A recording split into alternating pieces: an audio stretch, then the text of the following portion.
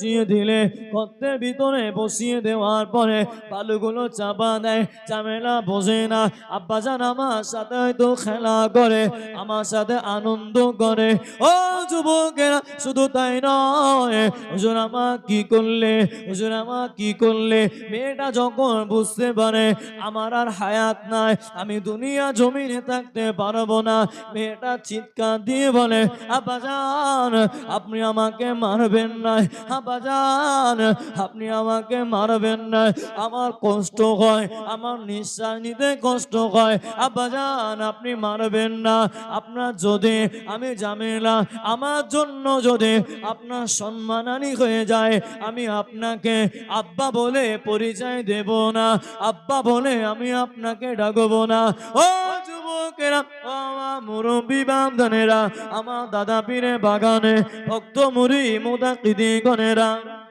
হুজুরের মেয়ে বললে, হুজুরের মেয়ে জানিয়ে দিলে, আব্বাজান আমি এমন একটা এলাকায় চলে যাব, এমন একটা জায়গায় চলে যাব, মক্কা ছেড়ে দেব, মদিনা ছেড়ে দেব, অন্য জায়গায় চলে যাব, আপনার পরিচয় দেব না, আপনার পরিচয় দেব না, আমার জানটা ভিক্ষা দেন, আমাকে ছেড়ে দেন, আমি ঝামেলা, আমার কষ্ট হয়, আমার নিঃশ্বাস নিতে কষ্ট হয়, আব্বাজান আপনি যদি আমাকে মেরে দেয় আমার বড্ডা কষ্ট হবে, আমি আম্মার কাছে ফিরে যাব না। ওদিকে হুজুরে বিবি অজান নয়নে জোরে জোরে কান্না করে, ওদিকে হুজুরে বিবি এতটা কান্না করে, হুজুরে বিবি ভাবে আমার ঝামেলা চলে গেল, আর আমার বুকে আসবে না। হুজুর আমার কি করলে,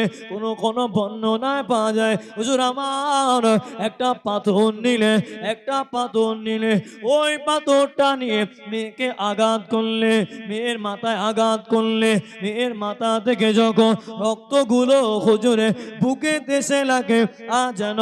আব্বা বলে একটা জোরে চিল্লালো, আব্বা বলে একটা জোরে হাঁক মারলো। ও